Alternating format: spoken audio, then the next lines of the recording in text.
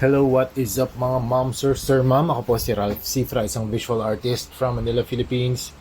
And today we are going to custom repaint the Hot Toys Stormtrooper na Cos Baby. So first step, we are going to prime this with Bosny number 4 flat black. So ito na yung status niya after flat black. I applied multiple, siguro mga 3 thin coats of primer. Tapos I used a Hero water-based acrylic na paint na gunmetal, and then dry brushed against the surface. So sa dry brushing, nag-a-apply tayo ng meron three things na benefit yung dry brushing.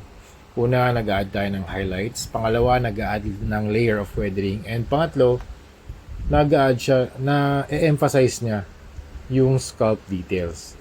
So yan yung status niya after ng dry brushing.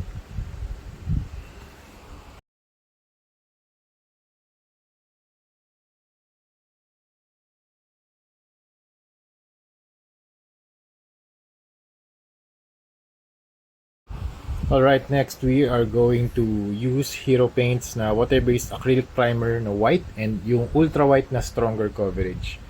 Yan. So first, i-base coat muna natin yung front of the head para malagay natin yung base coat or yung foundation for the skull design. Kaya gagawin natin ng Punisher. Para naman, parang naisip ko kasi gawin nating Punisher or menacing naman yung Stormtrooper na nakakatama sila ng mga targets nila. So yun yung gusto kong gawing concept dito. Yan. So pati yung boxes, kinustom repaint na natin. Naglagay tayo ng mga skull designs. Okay? So ito nga pala mga Star Wars na ito mga momsir, nabili ko sa Philbars. Ang original price niya ay $950. Nakuha ko na lang siya ng 285 pesos. Super sulit deals. And kung mapupunta kayo doon mga momsir sa Philbars Multiverse sa The Block, tingnan nyo yung Cos Baby section. 70% off yung mga ibang items nila. Until supplies last yun mga momsir. Kaya if ever magawi kayo doon o kaya makapunta kayo doon, kunin nyo na mga momsir. Sobrang sulit. Lalong-lalo na yung mga ibang characters. May nakita pa ako doon na Captain Marvel, Thor na drunk na Thor, Love and Thunder, nakabili din ako doon. Yan. So ginagawa na natin dito ngayon, nag-a-apply na tayo ng mga gold sections. Dito naisip ko meron siyang itong gold na right na shoulder. That's the commander type. Okay. Yung dalawa kasi parang sila yung regular na soldiers. So ito yung ginagawa natin, nag-a-apply tayo ng burnt metal na gradient doon sa kanilang mga blasters. So sa burnt metal, ang gradient na gagamitin natin dyan ay mga paints pala ay magenta, yun yung first color, second color yung violet, and third color yung color blue.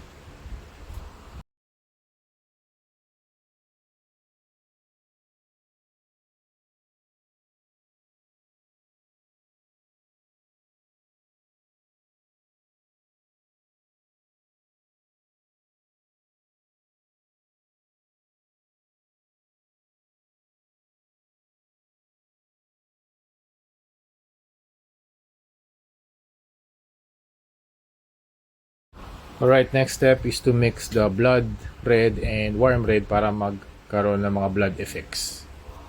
I'm using a sponge para sa applicator natin para na makapag-add siya ng mas maliliit na dots or speckles.